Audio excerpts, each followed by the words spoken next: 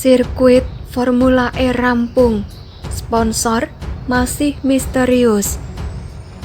Apa dan siapa sponsor yang akan mendanai Jakarta International atau balap mobil listrik Formula E sampai detik ini masih misterius.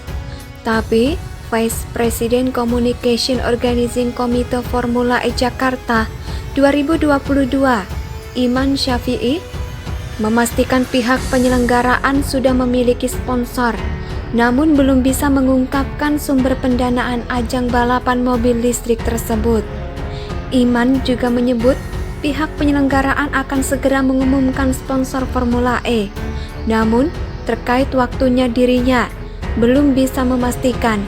Kalau sekarang belum, kita akan rilis bareng saat tokoh utamanya nanti diumumkan, katanya. Diketahui pengaspalan lintasan sirkuit Formula E Jakarta di kawasan Ancol, Jakarta Utara sudah rampung. Kini tim teknis tengah bekerja untuk membangun fasilitas pendukung. Beberapa fasilitas pendukung diantaranya tribun penonton, pedok atau garasi tim pembalap, dan jembatan. Aspal sudah, kami sedang membangun dan merapikan tribun, pedok, dan fasilitas lainnya, kata Iman. Namun dia belum bisa menyebut kapan pengerjaan fasilitas pendukung tersebut selesai dan harus berkoordinasi dengan tim teknis di lapangan. Tapi kalau rencana awal, memang sebulan sebelum eventnya digelar, sirkuit sudah siap tinggal dirapikan saja, katanya.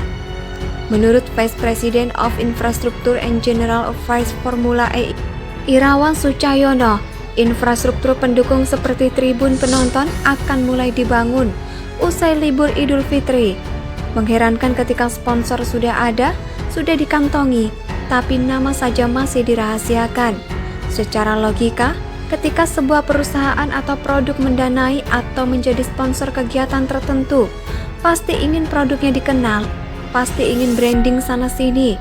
Itu hal lumrah. Bahkan jauh hari sebelum sebuah event digelar, branding sponsor sudah bertebaran di mana-mana. Seolah sang produsen ingin show off, nih produk gue yang nyeponsorin, kan gitu. Faktanya perusahaan mana yang mau atau katakanlah sudah berkomitmen menggelontorkan dananya untuk sebuah event, tapi namanya saja sampai sekarang belum mencuat sama sekali. Ngibul kali. Belum lagi penjualan tiket yang sampai saat ini belum dilakukan. Kabarnya tiket akan dijual setelah pembangunan fasilitas penunjang seperti tribun penonton dan pedok selesai dibangun. Jika mengacu dari rencana penyelenggara yang akan mulai membangunnya setelah cuti lebaran, artinya pembangunan dimulai awal Mei. Kira-kira butuh waktu berapa lama untuk pembangunan? Kabarnya sih nggak butuh waktu lama, karena tribun dan pedok bersifat portable. Tapi efektifkah menjual tiket dengan sisa waktu yang ada? Sedangkan balapan akan digelar pada 4 Juni 2022 yang artinya nggak sampai 1 bulan.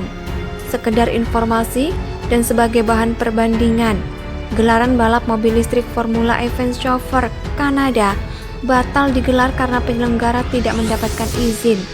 Sejatinya balapan akan digelar pada 2 Juli 2022 atau 1 bulan setelah balapan di Jakarta. Panitia harus menerima kenyataan bahwa mereka harus menunda balapan seri Vancouver tahun depan alias tahun 2023. Yang ingin saya tekankan di sini, balapan yang akan digelar bulan Juli saja. Penjualan tiket sudah dilakukan jauh-jauh hari.